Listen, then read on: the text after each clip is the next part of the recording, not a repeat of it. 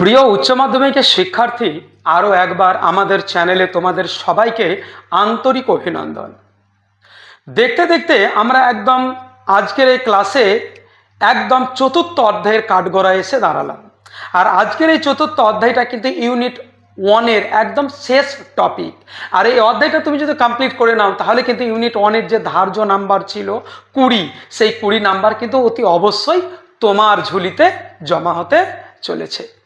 ছোট্ট করে একটু আমি তোমাদের রিমাইন্ড করাবো কি 20 নাম্বারে এতদিন আমাদের এই চ্যানেলে প্লেলিস্টে গিয়ে তুমি যদি যাও তাহলে বুঝতে পারবে কি কিভাবে সেই ইউনিট 1টাকে আমরা ধারাবাহিকভাবে ক্লাসগুলো দিয়ে আমাদের এই চ্যানেলে আপলোড করা হয়েছে, বিভিন্ন রকমের ক্লাসের ভিডিওগুলো।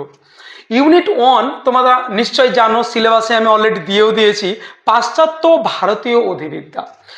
পাশ্চাত্য এবং ভারতীয় অধিবিদ্যা এই দুটো টপিক নিয়ে ইউনিট 1 আর ইউনিট 1-এর তোমাদের বোর্ডের যে ধার্য নাম্বার সেটা কিন্তু দেওয়া ছিল 20 নাম্বার।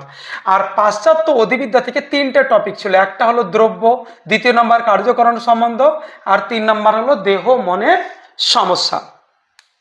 এই 3টে টপিক তোমাদের হয়ে গেছে।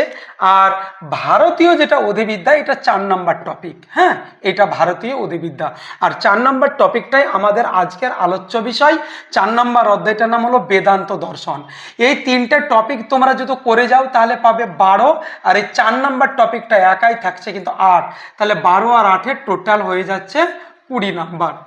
ইউনিট 1 তোমরা যদি ঠিকঠাক করে যাও 20 নাম্বার আমি তোমাদের বললাম 100% কিন্তু ভালো করে তোমাদের পড়তে হবে। তাছাড়া আমি বোঝার পর অতি অবশ্যই তোমরা দেখতে পাচ্ছ, যারা দেখোনি আমি অতি অবশ্যই বলবো প্লেলিস্টে যাও, দেখবে আমি কমন, যোগ্য এবং গুরুত্বপূর্ণ প্রশ্ন নিয়েও সেখানে আলোচনা করেছি, সাথে কিন্তু উত্তরগুলোও দেওয়া আছে। আজকের ক্লাসের মূল আলোচ্য বিষয় কিন্তু চতুর্থ অধ্যায়, এই 8 নাম্বারের জন্য যদি হয়ে যায় ইউনিট 1 তোমাদের কভার হয়ে যাবে। আর চতুর্থ অধ্যায়টার নাম হলো বেদান্ত দর্শন। দেখো, বেদান্ত দর্শন আলোচনা করতে গিয়ে আমি তোমাদের প্রথমেই একটা পয়েন্ট নিয়েছি কি ধারণা। আজকের ক্লাস একদম প্রথম ক্লাসে তোমাদেরকে যেটা অর্জন করতে হবে সেটা হলো বেদান্ত দর্শন কি, বেদান্ত দর্শনের উৎস কি, বেদান্ত দর্শনের প্রবর্তক কে। আচ্ছা, বেদান্ত দর্শনের নামকরণ বেদান্ত কেন হলো, বেদান্ত বলতে কি বেদান্তই বোঝাই না অন্য কিছু, এই সম্পর্কে আজকে তোমাকে জানতে হবে। কেননা এই অধ্যায়টা টোটালি কিন্তু ছোট অধ্যায় নয়, চতুর্থ অধ্যায়, একটা অধ্যায় কিন্তু 8 নাম্বার আছে। আর এই 8 নাম্বার তুমি যদি হাতের মুঠোয় রাখতে চাও তাহলে কিন্তু অতি অবশ্যই এই ধারণা বা কনসেপ্ট তোমাকে অর্জন করতে হবে বেদান্ত দর্শন সম্পর্কে। তো চলো শুরু করি আমরা বেদান্ত দর্শন সম্পর্কে। বেদান্ত দর্শন সম্পর্কে জানতে গেলে তোমাদের প্রথমেই জানতে হবে কি বেদ কি, সর্বপ্রথমেই। কেননা বেদান্ত দর্শন তো বেদ থেকে এসেছে, আগে বেদ তারপরে কিন্তু বেদান্ত। দেখো, তোমরা অনেকেই শুনেছো কি বেদের অপর নাম শ্রুতি, অলরেডি আমি এখানে লিখেছি, মেন টপিকগুলো লিখেছি, তার ভিত্তি করেই, এই টপিকের উপর ভিত্তি করেই আমার আজকের আলোচ্য ক্লাস। সর্বপ্রথমেই জানতে হবে তোমাদের বেদ কি, ঠিক আছে তো। আর বেদের অপর নাম শ্রুতি। কেন তোমরা জানো শ্রুতি, কিন্তু কেন শ্রুতি সেটা আমি আজকে তোমাদের বলবো। দেখো, বেদ একটা প্রাচীন যুগের গ্রন্থ, এটাকে আকর গ্রন্থ বলা যেতে পারে। বেদ কিন্তু একদম আধুনিক যুগের গ্রন্থ নয়, এটা একদম অতি প্রাচীন যুগের একটা গ্রন্থ। আর বেদটা কিন্তু একটা অপুরুষ, মানে বেদ অপুরুষের, মানে বেদ পুরুষ রচিত নয়, মানে বেদ মানুষের নয়, বেদ মহামানবের।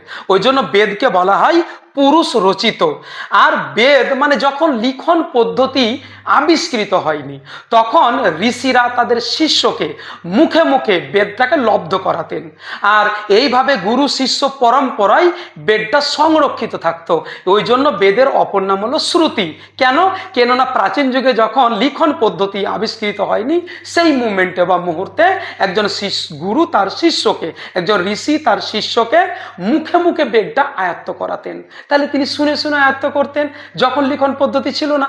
এখন তো আমাদের পুঁথি লিখন পদ্ধতি আবিষ্কৃত হয়ে গেছে, আমরা তো গ্রন্থ আকারে আমরা প্রিন্ট মিডিয়া বলো বা তোমার বিভিন্ন রকমের অ্যাপস বলো বা গ্রন্থ বলো পড়ে নিচ্ছি, কিন্তু সভ্যতার প্রথম দিকে প্রাচীন যুগে সেগুলো শুনে শুনেই সেই অধ্যায়গুলো তারা বিভিন্ন টপিকগুলো বেদের মনে রাখতেন। তার জন্য বেদের অপর নাম ছিল শ্রুতি। এটা হয়ে গেল। আমি কিন্তু তোমাদের বেদান্ত দর্শনে যাচ্ছি, অধ্যায়টার নামকরণ বেদান্ত কেন হলো আর বেদান্ত বলতে কি বোঝানো হয়েছে সেটাই তোমাদের আমি আজকে বোঝাবো। তাহলে বেদের অপর নাম শ্রুতি হয়ে গেল। বেদ অতি অবশ্যই একটা অপুরুষ, মানে পুরুষ রচিত নয়, মানে মানব নয়, মহামানব রচিত। আর এখানে তোমাদেরকে জানতে হবে বেদ 4 প্রকার, তাই না? তাহলে প্রথম প্রকারটার নাম কি? ঋক, তারপরে সাম, তারপরে যজু, তারপরে অথর্ব। এটা আমরা ক্লাস একদম কি বলবো আর কি ওই 3-4 থেকেই শুনে আসছি কি বেদের অপর নাম শ্রুতি আর বেদ 4 প্রকার।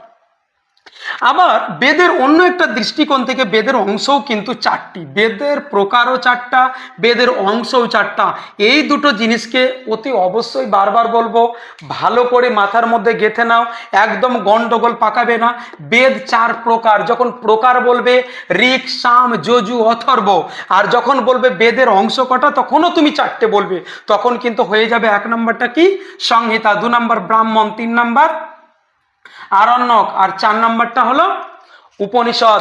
এক্ষেত্রে যদি 4 নম্বরটা তুমি প্রথমে বসাও তো হবে না, একদম ক্রম অনুসারে ধারাবাহিকভাবে তোমাকে লিখতে হবে।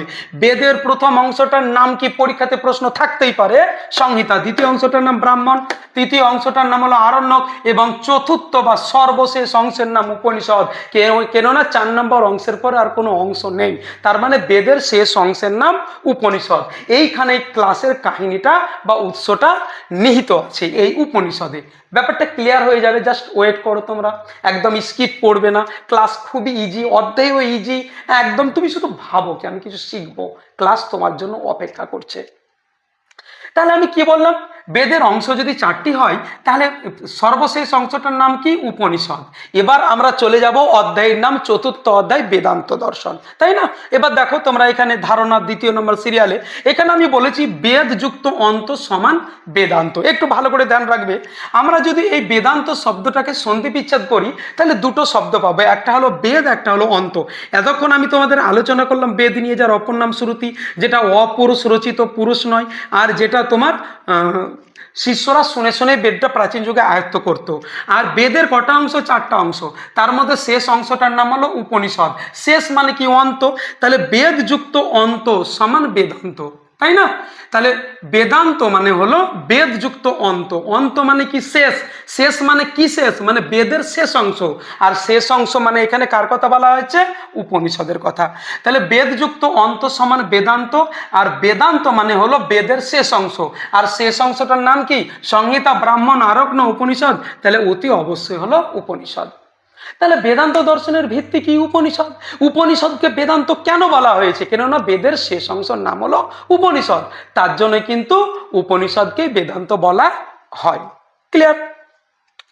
এখানে আমি ব্যাকেটে একটা জিনিস লিখেছি, ভারতীয় দর্শন। একটু আমি কথা বলবো বেদান্ত দর্শন নিয়ে। তোমরা যারা কেন বলবো, তোমরা সবাই যারা ফার্স্ট সেমিস্টারে দর্শন পড়েছো সেখানে নিশ্চয়ই পড়েছো কি ভারতীয় দর্শন।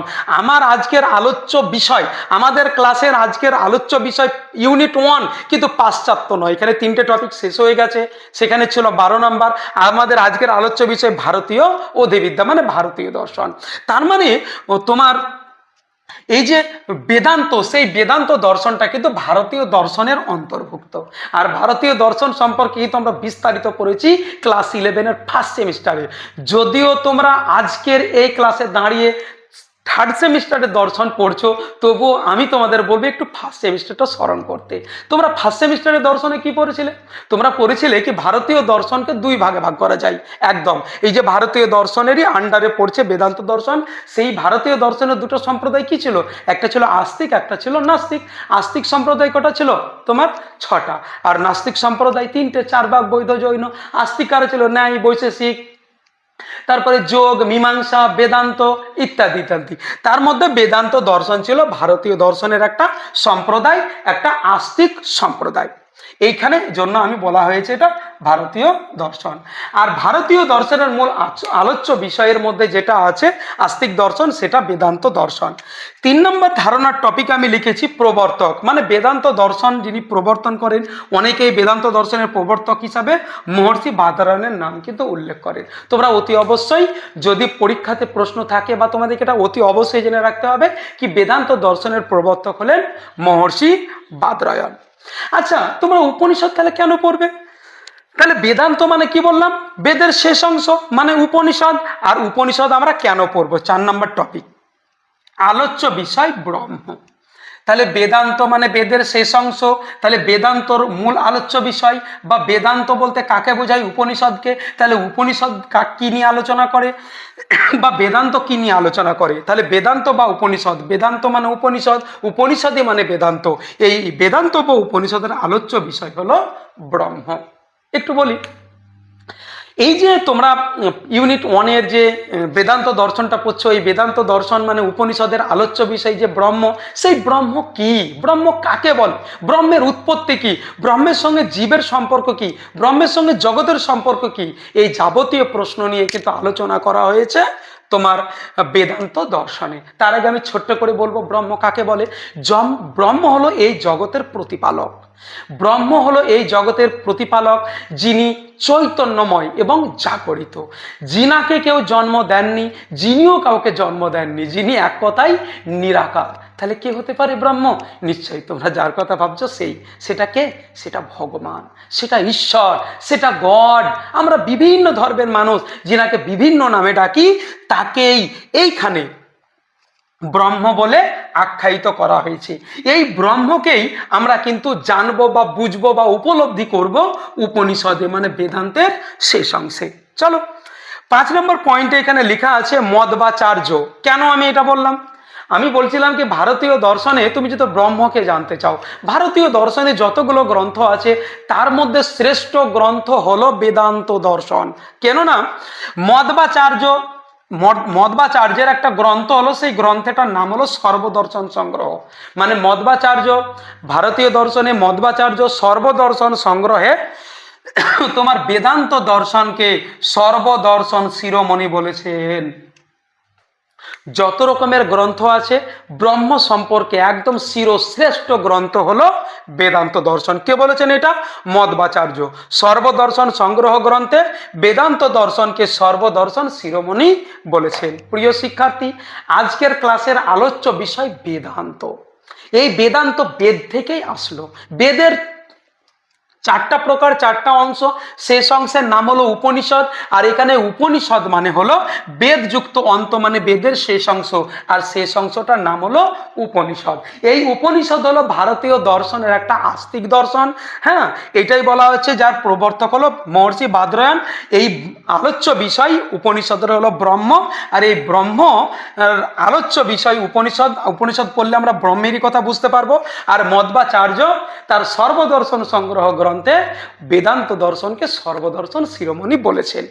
আজকের ক্লাসটা শুধু বেদান্তর ওপরে।